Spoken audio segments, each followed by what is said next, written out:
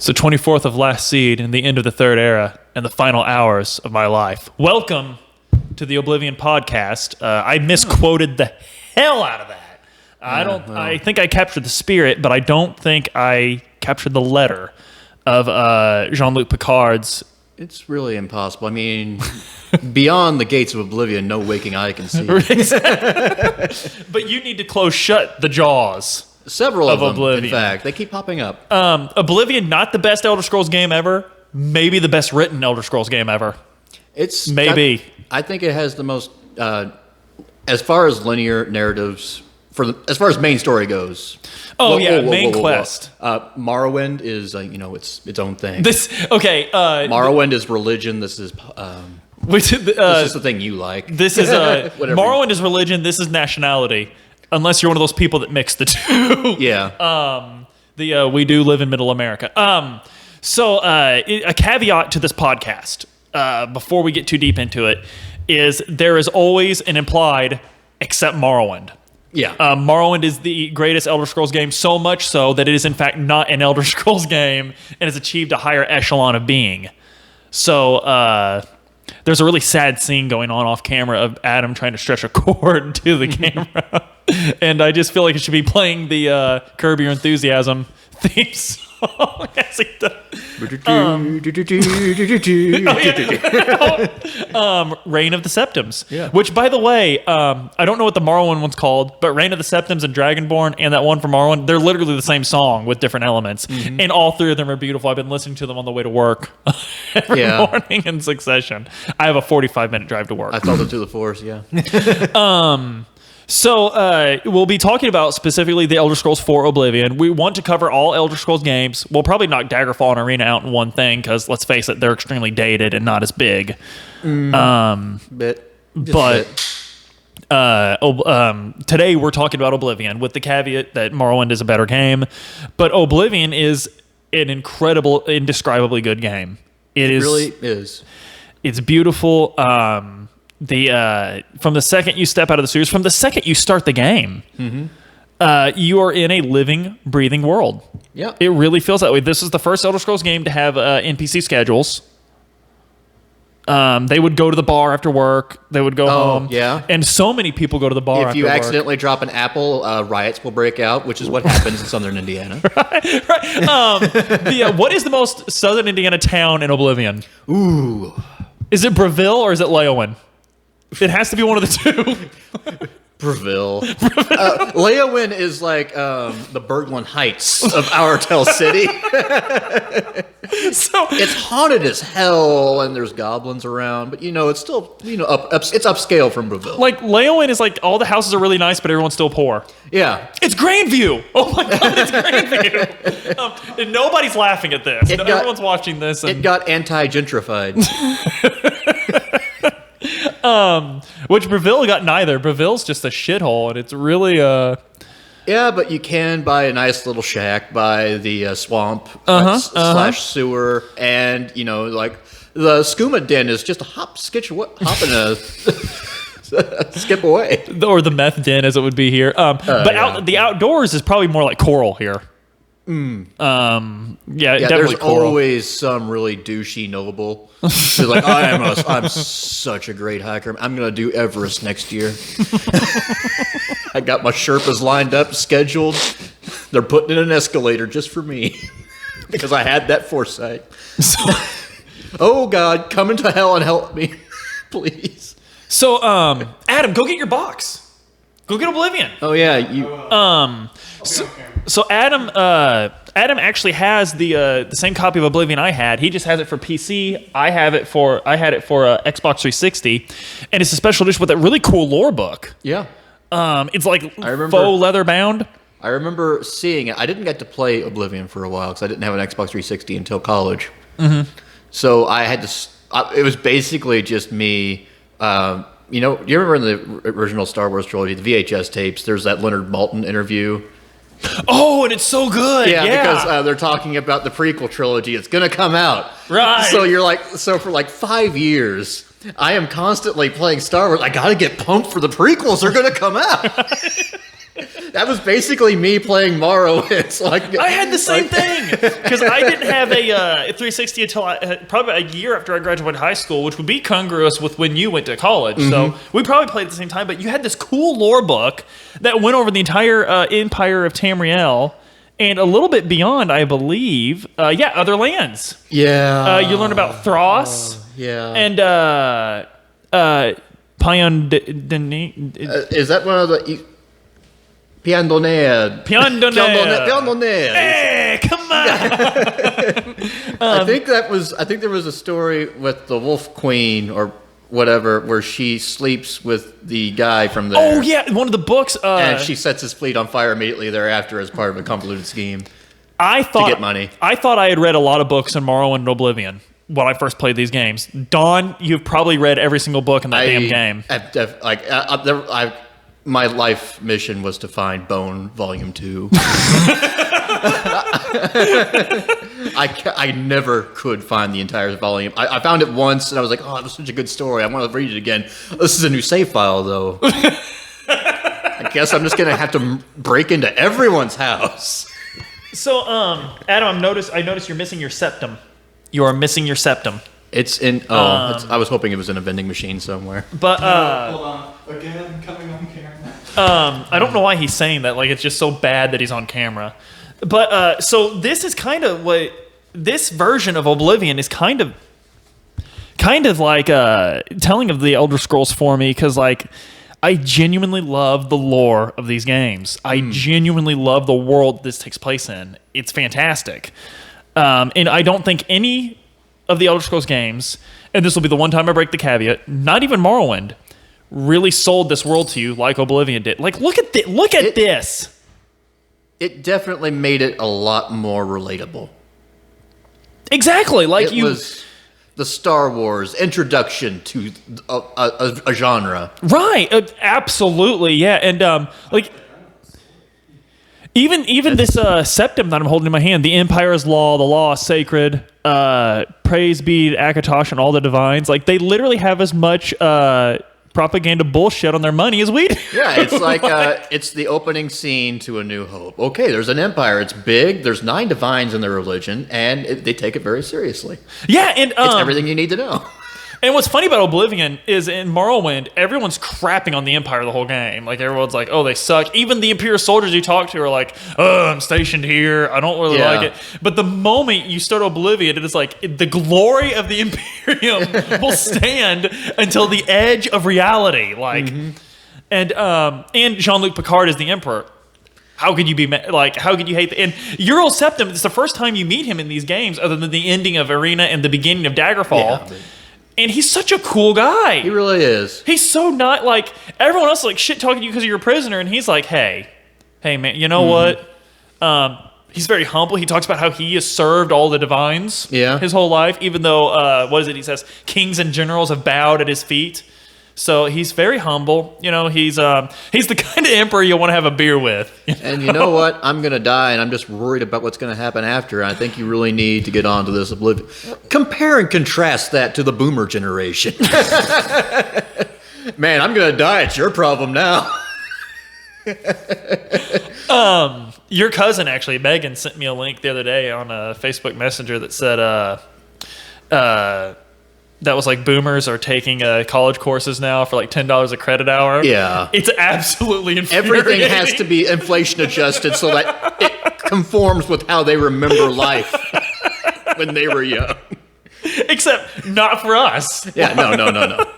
Our credit hours I'm surprised there's not like a secret Star Wars universe taking place that's actually in the vein of the 70s originals, but we can't see it because we're not boomers.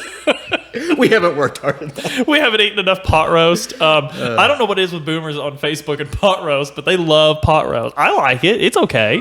It's good. I hear boomers congregate at crossroads at midnight and sacrifice children to keep their to keep the coal industry alive. It's not working too well. And you know what else isn't working too well? This whole Akatosh deal seems to be breaking down just a little bit. So much like the boomers keeping the coal industry alive with the blood of our children, Manker Cameron's plot is to open up Oblivion and allow. But Manker Cameron is really a figurehead. Mehrunes Dagon.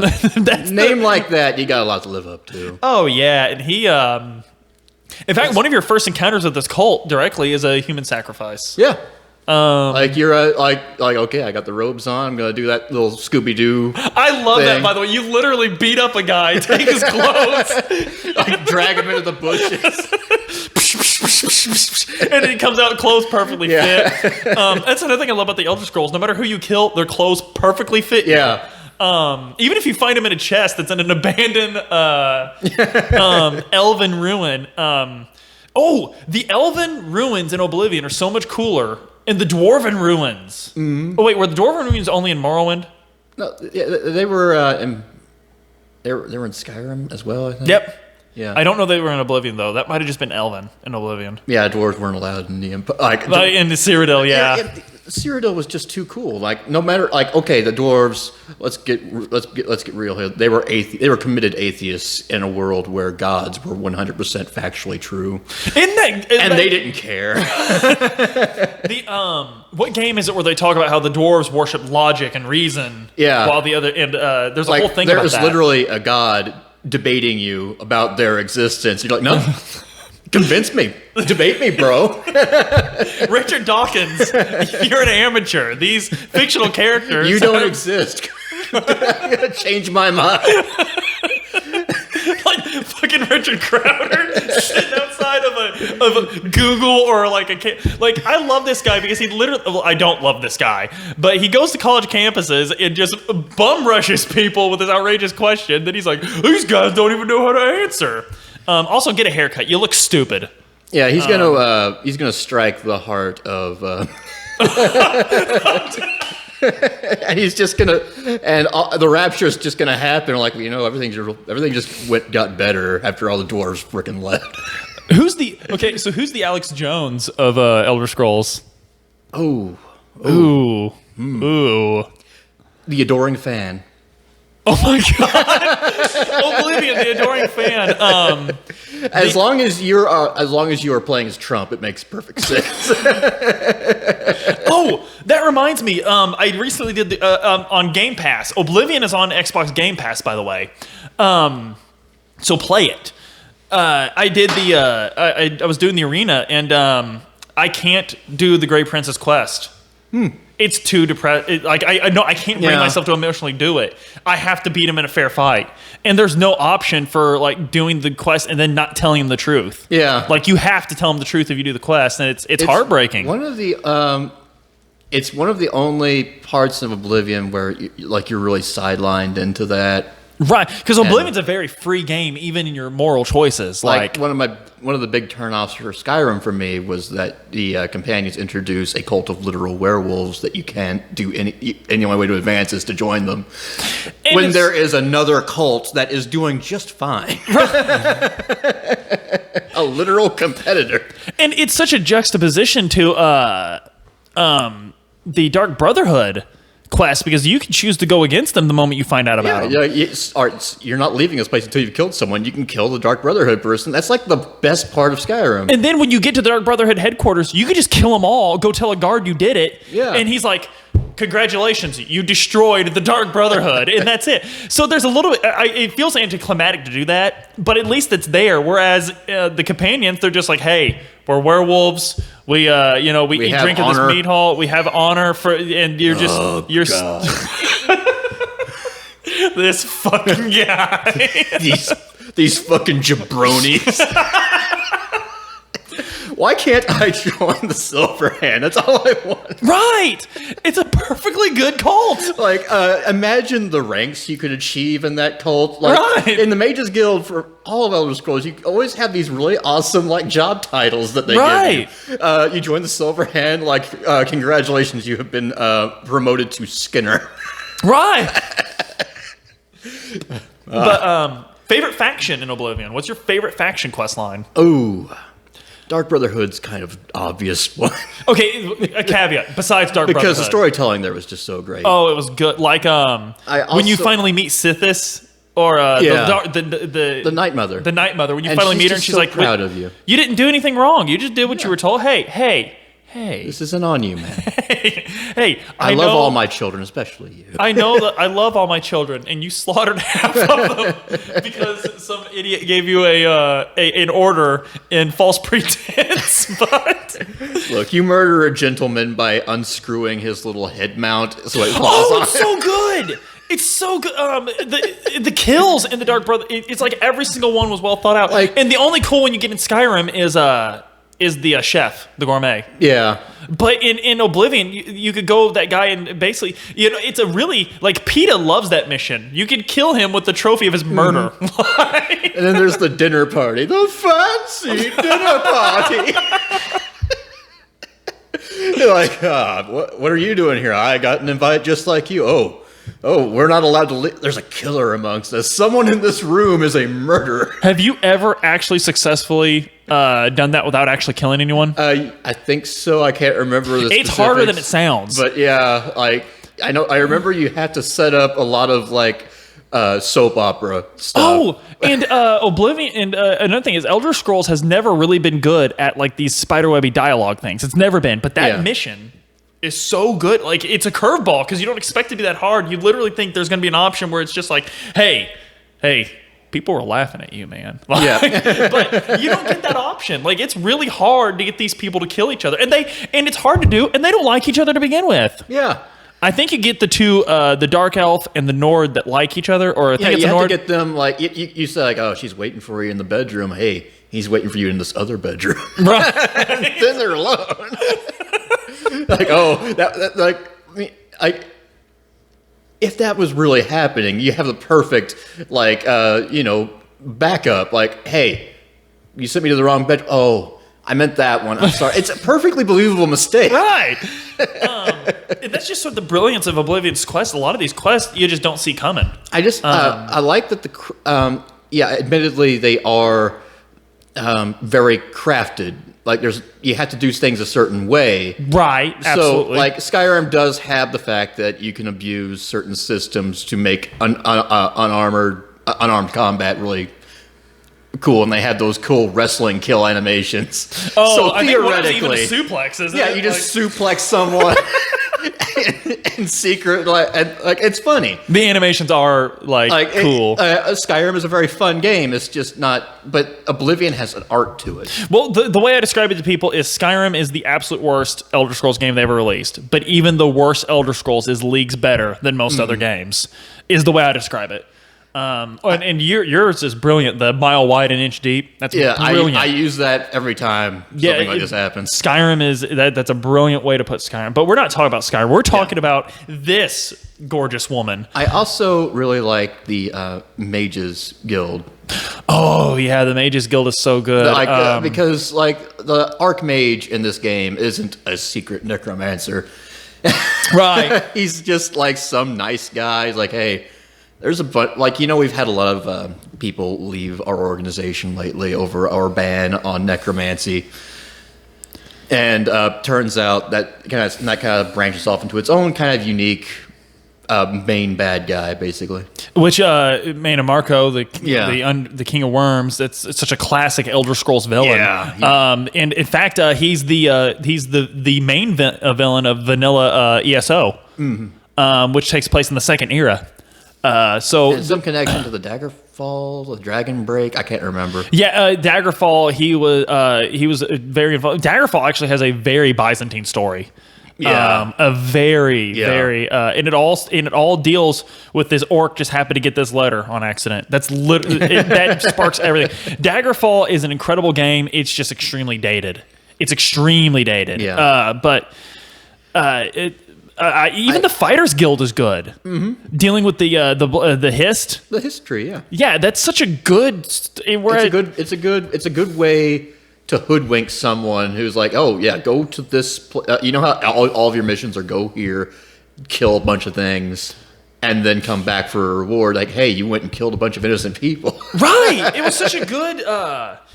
It was a very.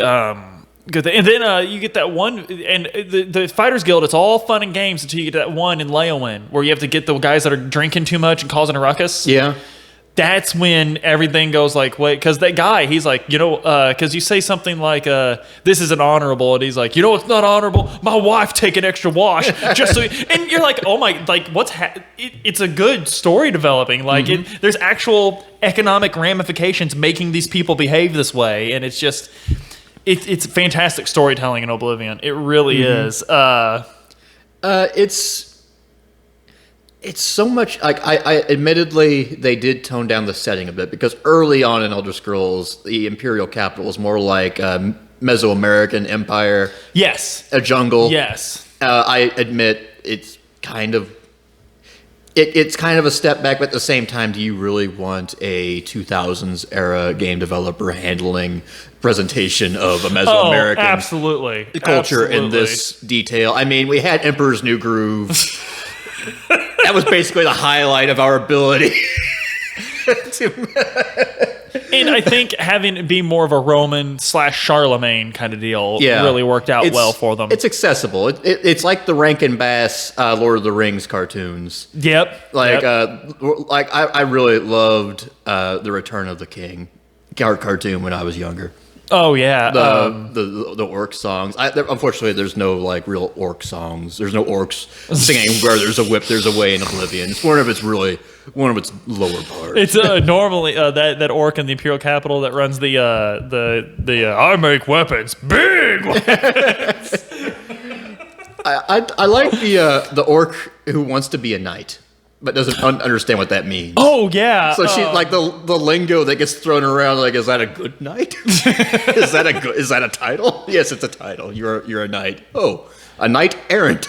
That was another thing that was great about Oblivion is seeing all these people living in Cyrodiil, like just the orcs that are like, you know what, I am an orc, but I'm also an honest businessman, and I don't like your tone. It's just, then there's the orc who's like an eccentric painter. Oh yeah, it's such a cool. And by the way, I know you find Umbra the sword in Morrowind. You find Umbra the sword in Oblivion. Is it in Skyrim? Is there an orc carrying Umbra in Skyrim? I don't remember. No, there is, because I know he's like, these Nords think it's honorable to die of old age and sitting in their homes. Not me. I didn't die about it. And he's super fucking hard. Like, he's a very hard fight. But yeah, so Umbra is there. This has my favorite Umbra little surprise quest because it's never like a main quest. Like, you just find the guy in Elder Scrolls. But oh my god, the town. That town you can find where they worship the deep ones. Oh yeah, that's such a cool little. And it's completely innocuous. Yep, you just come to a town that looks like shit. You don't know what's going on, and it turns out this woman in Coral, this Argonian woman that just came up to you, is like, "Hey, check out our shop. My mom's really nice." Yeah. And then like you find this town, and the mom's like, "My daughter went missing in this town, and they're sacrificing people to these old gods or monsters that live up under." And they're it's not that simple. It's really long. It's really drawn out, but not in a bad way. Like, you have to piece this together. It's such a good, like, a Lovecraftian element in there. It's easy to miss. Very easy. That's another thing. Oblivion has so many things that are easy to miss. It's good to go back. Like, completionists hate this game. That's like one of those internet things. Completionists hate them. One of the quests for the Mages Guild, I think, it's... I don't know. I might be misremembering, but you're hunting for treasure or relics, rather. And there's another guy who is the Indiana Jones rival, and he's a nice guy. He's a perfectly nice guy. Like, nothing personal, kid. Right? And he ambushes you, and you can totally just like. This is definitely a different quest I'm thinking of, but there's a. It's really off the map. You come out of the temple, and he's there with all his guards in ambush, and you either fight your way out or just give it to him. Right. And it doesn't matter because he'll still bring it back to the person, and the quest will continue. You just won't get the reward. Right. Or you could just follow him all the way back to the Imperial City and wait for an inevitable troll ambush. Which actually is pretty fun when it happens. Oh, and trolls were harder in Oblivion than they were in Skyrim, I think. Mm-hmm. Trolls were a lot harder. The world felt the most natural in Oblivion too, like exploring the world. Yeah. Fast travel's back, but I never use it. Yeah. Walk. You gotta just walk. It's especially at the beginning when you've got Martin with you and like, okay, we have to escape to this secret hideout. Just follow me. Yeah, follow him. Right. It's because when you don't, someone worked very hard to make this world. Enjoy it. Enjoy it. You even said one time you're skipping free experience and loot. Yeah. When you don't just walk to the next town. I walk in Skyrim. Yeah. In fact, I wouldn't be surprised if Skyrim's smaller than Cyrodiil. I think I read that once, that Skyrim was actually smaller than Cyrodiil. I could kind of see it, I guess. But Speaking of painstakingly making your own world, let's talk about Mancor Cameron as a villain. right. Because he actually, like, all the things where you're constantly screaming at a video game villain, like, what was your plan? Right. you're dealing with a guy named Mehrunes Dagon, or you're a Resident Evil boss and you inject yourself with a virus that will turn you into a giant squid monster. Right. As your first plan. Right. That's Like not your with bet. Birkin, it makes sense. You're dying, you want revenge. Okay, Right. it makes sense. But Mancor Cameron is making a literal deal with the devil, but he's doing a really good job of it. Like, okay, I want to craft my own heaven. I want to guarantee my place in it, and my sons, and a few of my close associates. I want to have complete control over where my associates rank in my divine pantheon. A shrewd businessman. A very shrewd he's businessman. got it all in writing. So Mehrunes Dagon, this four-armed Satan, is just sitting at the other table. You drive a hard bargain, Mancor Cameron. like he's got like a bunch of lesser danger, a little creeper. He's like wearing the little green sun visor with an old. He's got the abacus. With an old. Fortunately, your torture devices are tax deductible.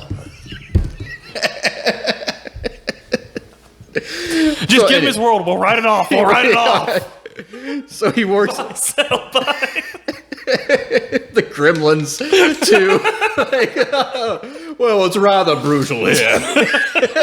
We're advising our clients whenever they've got the canned food and shotguns. But yeah, that's basically his world. You go to this man's literal paradise, and it actually is pretty nice. Like there's a danger. The animals. Yeah. And like then you just come across one of the danger, like, hey, you killed me at the siege of Kvetch, and now I'm here. Oh yeah. Like this is a literal demon just having a forthright conversation. So yeah, this is my job. I signed up for this. And the undercurrent of it is everyone but Mancor Cameron in this heaven is miserable. Yeah. They're in hell. Even the guys who like have a job, like a good steady job, as the guy who lowers and raises the torture cage into a lava. Yeah, these people can't die. It gets boring. Even the guy that's dying is bored. Look, can you just end this paradise and let me die? I want to send me to Oblivion. Literally, send me to another plane of Oblivion. I don't care. Anything is better. Isn't that what Mancor Cameron's paradise was? It was literally it's another his plane, own plane of Oblivion. Yeah. Oh, he's a very successful villain. He is. Even when you beat him, he still had done so much by the time you beat him that what's it mean? He killed the Emperor, and it didn't even look that hard. Yeah. But that's because he made it look so easy. Like, yeah, let's just say the High Elves have good reason to be proud. Look at what they managed to accomplish. That's right. He was Altmer. He was a High Elf. Yep. He was yeah. Somerset's finest. Yep. And the main quest, what I love about the main quest, and I know you love it, you talk about it all the time, there's nothing special about you. Yeah. You're not the hero of the story. You were just a guy in the right place at the right time and did the right thing. You're the muscle. Yeah. You're literally just the muscle. You're a helper.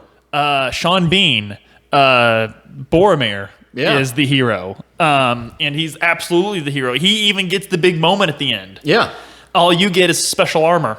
Yeah. If you've ever played Brutal Legend, where at the end everyone's going over like the people we owe responsibility for overthrowing the demons, and they start unveiling statues, and it's literally everyone but you. Right. Like Erodi's job, is to not be seen. If he does his job right, you don't even know he's there. By the way, Brutal Legend is a gem of a game. Yeah. Play Brutal Legend. It is a gem of a game. But yeah, that's kind of what it's like. Is you do all this, and you do get a statue in Bruma for defending Bruma. Yeah, but that's because you earned it. It wasn't your birthright. It wasn't your destiny. You just Earned it. You pulled your. This is Anyone. the Ayn Rand of the Elder Scrolls games. Yeah, but she would have sat back and waited for a reward. You did it and then asked afterwards. Because you play a good person in this game as opposed to Ayn Rand, who's objectively a bad person. Yes. Like literally anyone in Breville could have stepped up, but they were waiting for but these entitled people were waiting for capitalism to reward them. When you knew that capitalism is never going to reward you, even if you do it. You need to make your own destiny. You need human agency in this world. It's all about human agency, not objectivity. Right. That is the thesis statement of Oblivion, and we're not. It's a joke, but not really. The gods have a plan for you. This invisible hand that wields Mehrunes Dagon's razor. Fuck it. Shove it up his ass. Live, die, reload a save. Just master your own destiny. Drink mead. You'll find plenty of bottles of mead. Drink mead. If there is no order of knights that is going to accept someone who is on probation for burning down Applebee's, make your own. Save some idiot's kid and then shank him on the way out if you want. The one thing I will say that's weird about Oblivion is when I go to make my characters now, it's really weird that nobody can have facial hair in Cyrodiil. Oh yeah, nobody. It's the czars are really out because beards. That's a sign of Russia's barbaric past. But Peter the Great, he's gonna do something about those goddamn boyars. Right. You don't need any boyars. Don't need any Rasputins. Yeah. Even though he is Russia's favorite love machine. Yeah, well, there's no queen. There's no queen need for Rasputin.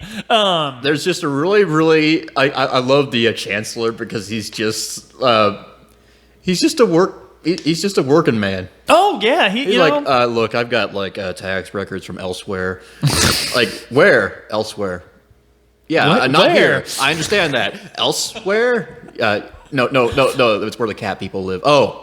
What about the Black Marshes? Oh, there's a lot of things going wrong with there. Here, read this book series about this guy who can't catch a break, who wants to set up a good business, but he keeps winding up on. I love those books so much. What's your favorite book series in Oblivion specifically? Oh, by the way, a lot of these books are the same over the course of the three games. A lot of them are the same, which is super cool. The story of Berenzia, the biographies of Berenzia are always good. Yes. The Bone series, the horror novel about bone meal. I think that's a Morrowind. Yeah. Did you not ever find Volume 2, by the way? I did. Okay. It was one of those volumes always gave me a problem. So The Snow Queen is another good one. The Snow Queen's fantastic. The Wolf Queen. The Wolf Queen, wasn't it? Yeah. Just fantastic. Good short stories that really ground you in the world because this world was shaped by those stories. Absolutely. That's so cool that they do that. There is a mythology and I really like fiction that will make up a cosmology and then integrate it into the way their world works, the way that Christianity developed Western civilization, or you take that as you will. I don't really mean that. I don't mean that as encompassing as the people that say that do, but you know what I mean. The way our religion and mythologies and our myths shape our world, it really feels like the Elder Scrolls did a good job of making up a mythology and making up also how that affected. They made up the short term and the long term, basically, and I think that's really cool.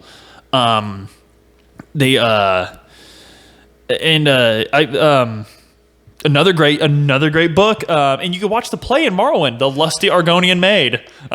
You can watch the play in Morrowind. I think in Mournhold, the play is the Telvanni. It's a murder mystery, I think.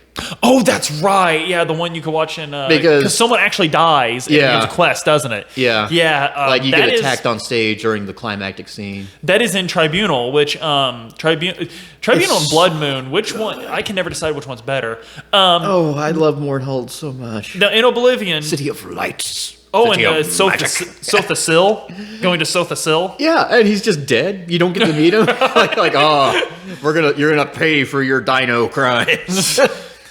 Just you guys wait until we could do the Morrowind one. But we're doing Oblivion now, and indisputably the best expansion for Oblivion was Shivering Isles. Oh my god! Knights of the Nine was good, but it was literally just a teaser to get us ready for the Shivering Isles because the Shivering Isles was just fantastic.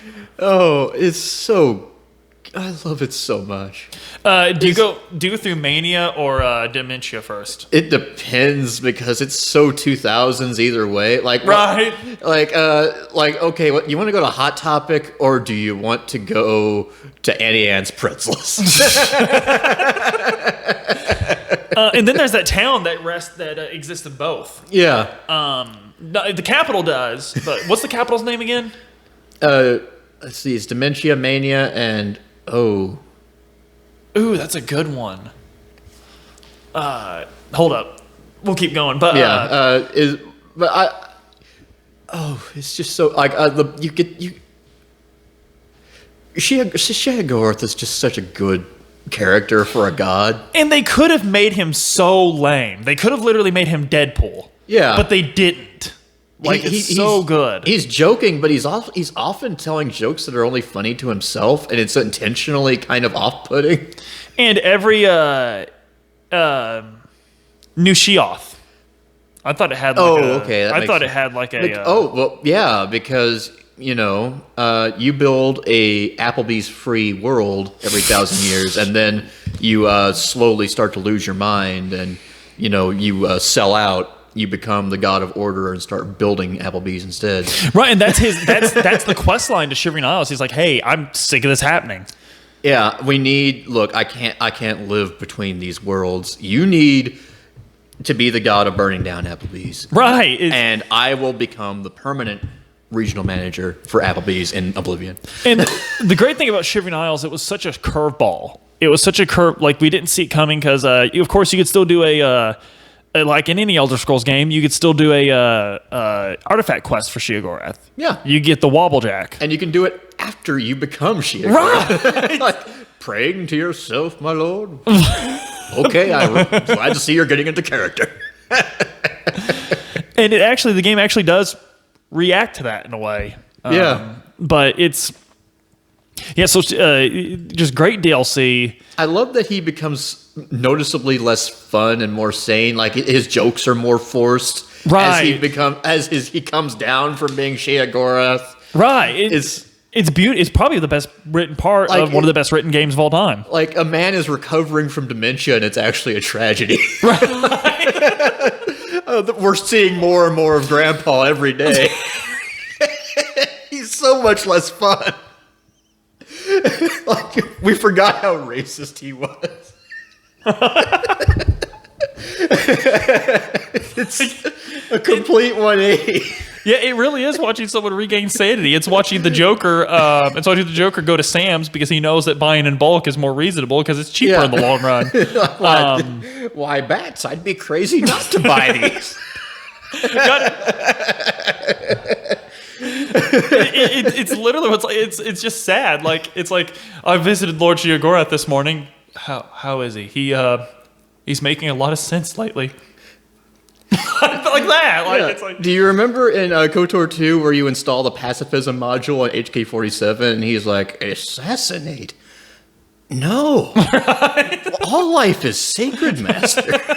It's like even the most light side person is like, oh, I can't see you go through this. Man. Right. It's because this is so your agency. Agency. Human agency. And that's really the central theme to Oblivion is for a game series that prides itself on so much freedom. Oblivion perfected that freedom. Yeah, literally. It perfected that freedom. You weren't even bound by fate. Mm-hmm. You weren't even bound by because even the Emperor's little speech at the beginning of you were meant to be in the cell. That's not confirmed. Yeah, that's not confirmed. It could have just been the guard was drunk and put you in the wrong cell. Yeah. It's the most American of the Elder Scrolls. You just want to sit down and you want to eat a hamburger and look. If I want to worship a bloodthirsty god and a relatively good god, I'll do it. And there's no one stopping me. This is Cyrodiil. It's a free country. Or I could just not do it. And Or if I wanted to go to Clavicus Vile, I could do his quest, or I could do what his dog wants. is he the? Oh, that's right. Yeah. Yeah. Because the dog wants something different. Yeah. Barbas, I think his name is. Yeah. Like Barabbas. I actually do like Clavicus Vile's quest in Skyrim. But just because the character they gave for the dog, he's the sheepdog with an annoying voice. Right. Clavicus gave him an axe. What race do you play as on Oblivion when you make your character? Usually either Imperial or Breton because I'm really lame. Occasionally Argonian. I typically like Nords and Orcs, but I do Breton every once in a while. But I love Orcs. Mm-hmm. I typically make kind of like a shaman kind of guy. Yeah, I like the the Bretons just because their backstory is all medieval politics. Oh yeah, so it makes perfect sense for anyone of any background to be anywhere like exiled. Basically, right? Why do you wind up here? Like, dude, I've got so much shit following me. Skyrim even nods to that. When you're a Breton, and he says fleeing some court intrigue, Breton, and then he's like, I'll make sure.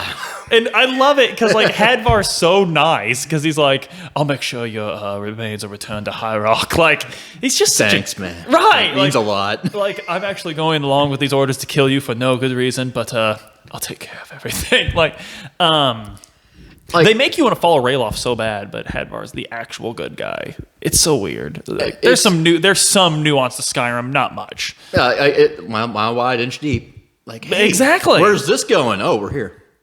Right, because you think Ralof's the good guy because he's treated you so much better. Hadvar tried to kill you, but then you find out like, oh, Ralof, you're a literal Nazi. Okay, it's like you're pro gay rights, you're pro abortion. Like this guy's making a lot of sense about this like vague generalities and like I'm gonna see what he's up to, and you wind up in a Trump rally. No, that's the thing. Is he's literally like you're going down a road and he's like, I just think the working man needs a better shake in this country. And you're like, yeah. And then he turns around and he says, except those damn dark elves. Oh, don't get me started on the dark elves. Even if you're a dark elf, that's what I love about it. You can literally watch everyone be racist to dark elves, and when you go to do the Stormcloak quest line, like Ulfric will just be like, why do you want to fight for Skyrim? And then you're like, it's my home, and he's like, I could see that. Like, it makes those. You're one of the good ones. You know your place. You'll retire to the ghetto and you won't say anything, unlike certain uppity sections of the town. Why? Where was the writers on that game? Oh, that's right. They worked too hard on Oblivion. Yeah, they got burnt out. Like, what if we made our character a sidekick?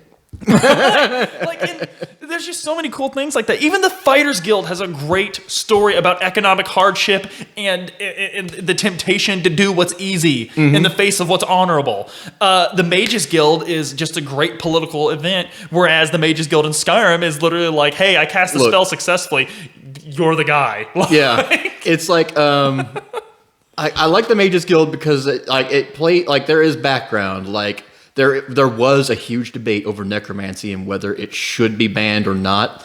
And at some point, the Mages Guild there was just a breaking point. It was the Southern and Northern Democrats in the mid 20th century. Right. Yeah. When they're together, they're a lot more powerful. They can get a lot more accomplished. They could get the Great Society through. But it's going to come to a head eventually. Right. And they just went ahead and addressed it. Yeah. You're literally experiencing... They passed the Civil Rights Act. And now... Right. You're literally experiencing a point in history. And now Strom Thurmond is off in Oblivion with a staff, resurrecting the dead. Fun fact: if you plant flowers on Strom Thurmond's grave, they will wither and die. Strom Thurmond is probably one of the worst people in American history. A malevolent lich. Go look him up. If you're a member of Strom Thurmond's family and you're listening to the show right now, fuck you and quit listening unless you hate Grandpa. There's a lot of that going around. Hating Grandpa. Yeah, well, yeah. I mean, we're all in the same boat here. Not Grandpa as an individual, but Grandpa as a Gestalt. Right. I was blessed with good grandpas. I love my grandpas. Yeah, like when we talk about grandpa, it's an overweight guy in a golf cart talking about nuking Iran. Right. Not our specific grandfathers. We come from good stock. Yeah, very good stuff. We are products of Southern Indiana, much more so than anyone else. Absolutely. We are more Southern Indiana than you. We stand for the national anthem. Stand for the flag. Imperium forever. Imperium, the Imperium will never die. The Thieves Guild in Oblivion. You steal the Elder Scroll. That was so good. I forgot. It's so good, and there's a whole thing behind the Gray Fox. He's not just a thief. Yeah, he was a noble who wanted to do a poverty tour. There's so much good stuff going on in Oblivion, and then now the Thieves Guild in Skyrim, I will grant, is good. I don't remember anything about it. That's good. Go play it again. That's good that you don't remember it. The Dark Brotherhood in Skyrim is good, but none of them are fantastic. Oh wait, I remember it now. The Nightingales? It's defunct because, oh yeah. Yep. It's good, but it's not Oblivion good where you steal the Elder Scrolls. Yeah. Like you the go to heist of the century or the millennium. You go to the you go to the Moth Monastery. Yeah. With all the blind monks. Yeah. There's so much lore to the central theme of the Elder Scrolls. The wisdom that you can't read because you'll go blind if you see it too much. Right, and that's the great thing about is like these are the Elder Scrolls, but you never dealt with them until a sideline faction quest. Yeah. In Oblivion. It's just the subversive little things like that were just so great about Oblivion. This is why we get fired up when we talk about Oblivion. It's even connected to another quest because there is a certain throne room where there is a duchess, but no duke for some reason. Right. And you find out who he is. Right. Through that quest. And all those secret little things you find. Was it Leowyn? Where it turns out she had a secret torture chamber for Argonians just because she's... Oh, yeah. Yeah. Yeah. And she's like the most outwardly polite one. She's the one that's most willing to help you out. And then you find out this horrible, horrible thing about her. Kind of like that... it was kind of like that thing from... I don't know where I'm going with that. But it's just a... There's so many little things in Oblivion. I think it's like if you met John Candy from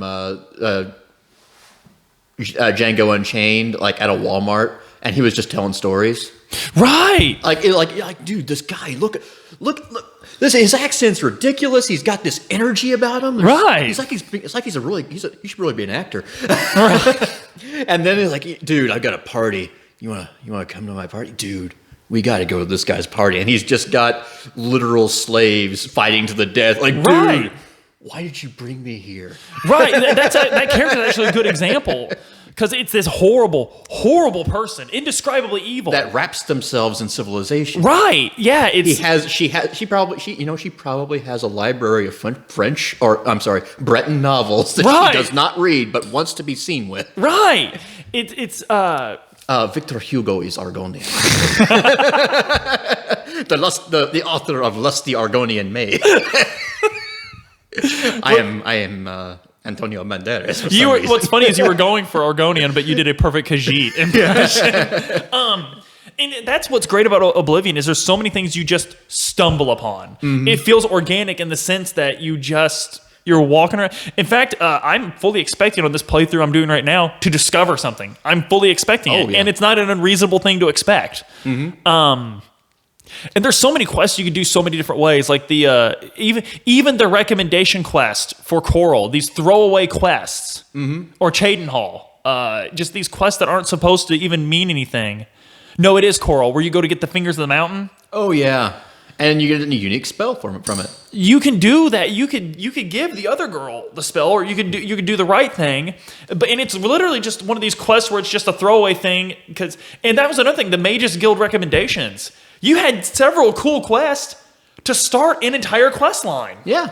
You hadn't even started the Mages Guild quest line. Like, you don't just like show up and like yada yada yada. Congratulations, Archmage. You actually have to earn it. Yeah, you have to get like recommendation letters. You have to go talk to your high school teachers. Right. It's I'm trying to get Mages College. Yeah, I liked where they started with Skyrim before they because you actually start teaching. If you go there early enough, it's actually handy. Like here's how the magic mechanics work. Like, Right. I really hope this sticks around for a while. Like, oh, here's the world ending thing. Oh, we're 2 quests in, aren't we? Right. An interesting fact about it's in Winterfall, right? Winterfell, yeah. Winterfell, yeah. I'm sorry, Winterfall. One of them's Winterhold. Yeah, one of them's in Game of Thrones, one of them's in Skyrim. They both premiered the same year, actually. Yeah. The television show and the game. But we read the books, so I'm not a huge Game of Thrones fan either way. I don't really. I was until I started rereading because I had nothing better to do. And what did I even see in this? Yeah, it's and by the way, he's not going to finish those books. Grow up. Yeah. Stannis wins. Stannis wins. He's still alive in the books. That's all I care about. And he's not as shit of a person in the books. Like the whole daughter thing didn't happen. It is impossible for him to do the things he did in the show in the books because they're the last time we saw Stan.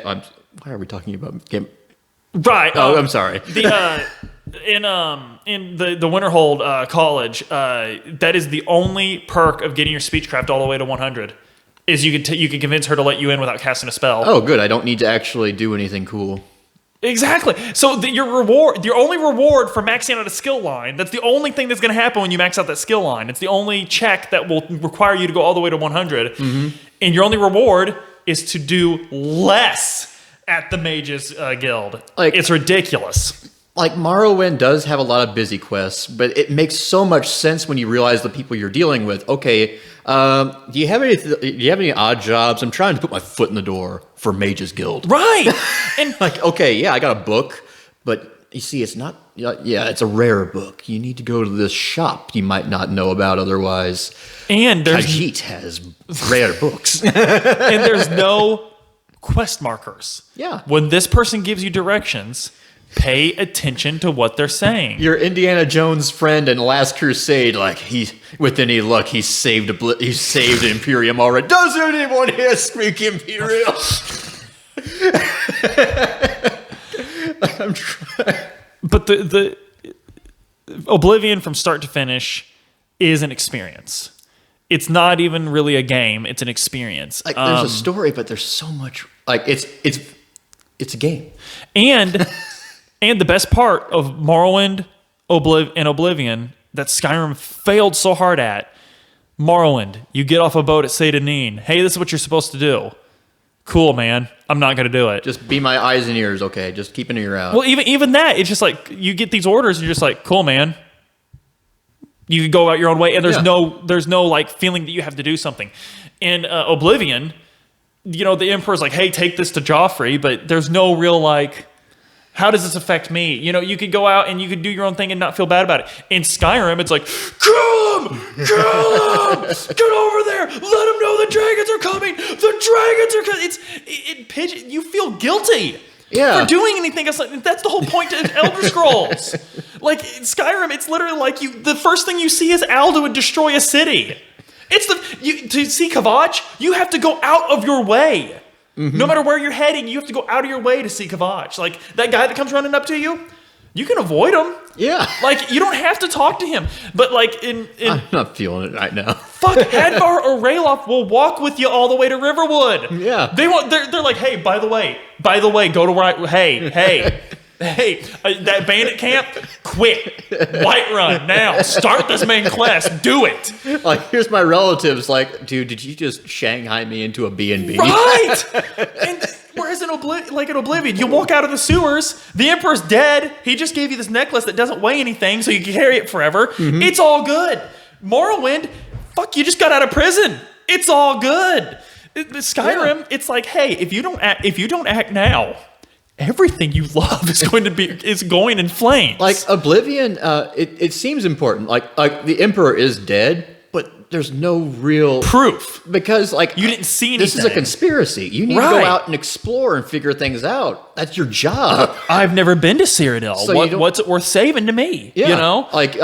When Martin sent out I don't know. I know, you know as much as I do. Go out. Look, I can't go out because everyone at this point probably knows I'm the heir apparent, or at least the people who matter do. Right. They don't know you though. Right. And so the fact that you aren't special is what makes you special. And Yeah. it's just such a great way to tell a story. Whereas with, I think 5 hours into Skyrim, they're like, you have dragon's blood. You are dragonborn. And they don't even tell you why you're dragonborn. They don't even tell you why. You just happen to be this guy. Yeah. It's ridiculous. Look, I try not to think too hard about my conception. I was really hoping I didn't have to think. You're making me think things, man. And what happened was Be gone, thought. between Oblivion and Skyrim, Fallout 3 happened. And I think it really ruined the way they tell stories because Fallout 3 was the same way. No, don't go explore this world we meticulously built. Don't do it. Find your dad. No one knows what happened to your dad. That cool guy that helped him give you the BB gun's dead. He's dead. Yeah. Go find your dad. And there's no options. There's no choice. And whoa, slow down there, buddy. He's already getting into the whiskey. It's only 3:30. But And then, contrast that with Fallout New Vegas. You get shot in the head and you survive. So the motivation to, at that point, you're a blank slate. Like, you have a life behind that, but hey, someone shot me. right. I am angry about that. Or not. Or not. Or you not. know, I've got a new lease on life. Like, you could go to New Vegas. It's like a happening place to be. It's also where the quests are. Right. But, that could be incidental. Like, okay, you can take this north road. It's covered with death claws, but you can totally do it. Right. Or you can go the easy way. Just follow what's left of the road, and that'll be the easy route. Yeah, Just explore. So yeah, New Vegas, we should say, was not a Bethesda development. Obsidian. And how many times has Obsidian failed? Almost never. We have yet to see their new game, which is one of those games I'm going to buy because Which one was it that they Outer had? Worlds, I think, is coming out. Outer Worlds, yes. That I forgot what presentation that was. I don't follow it. Obsidian? Yeah, okay. Something I'm going to buy then. Looks great, and it'll come out before Bethesda's Starfield. So we'll see how Starfield can stack up against I it. have no idea what that is. So. I think Adam, where are we on time? If you could drag yourself away from your liquor, you alcoholic. 56 Akatosh minutes has fallen down some stairs apparently. Right. The Dragon of Time. But I know we said a few spoilers Dragon here. done broke. Dragon said fuck work. I know we gave a lot of spoilers, but we did not ruin this game at all. The experience of playing this is its own reward. I think you'll agree with me there, Don. Oh yeah.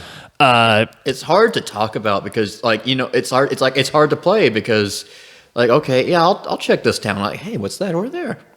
Hey, remember this? A lot of shiny objects to chase after, and by shiny object I mean beautifully written. And you have stumble that upon quest spell that's it's like they do tone down the spell crafting from Morrowind, but you do still have telekinesis. So there's a shiny out of reach. We'll end with favorite city.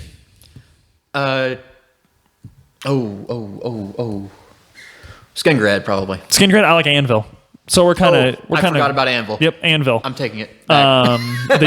We're agreed. Anvil. I'm piggybacking. But absolutely go out, play Oblivion. Buy a discount house with a ghost that you can easily kill but can't get rid of. And honestly, a pretty cool ruler. In fact, Anvil's where the Gray Fox was, wasn't it? Oh yeah, that was it. Yep. That was Yep. where the Duke was missing from. So absolutely play Oblivion. In fact, especially if you love Skyrim, especially if you did, go back and because if you love Skyrim and it was your first Elder Scrolls game, Morrowind will probably be a little bit hard for you. It is, yeah. You should play it eventually, but play Oblivion. You will love it, I promise. And anyway, I'm Beau. Oh yeah, I'm Don. And he forgot that he was Don. And you guys, the Empire is law. Stormcloaks are rebels and traitors. Yes. Killed what was about to happen to y'all Ulfric Stormcloak at the beginning of Skyrim, he deserved. Yeah. He's racist, he sucks. He's a pawn of the Thalmor. I mean, Vivek ain't a god no more, so there's just no other option but the Imperium. Right. Without Vivek, what choice do you have? I mean, Almalexia, she sounds nice, but she's don't get into a relationship with her. Oh, she was bent. She was bent. Yeah. That crosses like generations. You reincarnate, and it just still won't work out. Don't go back to your ex like that. Right. Go Notre Dame.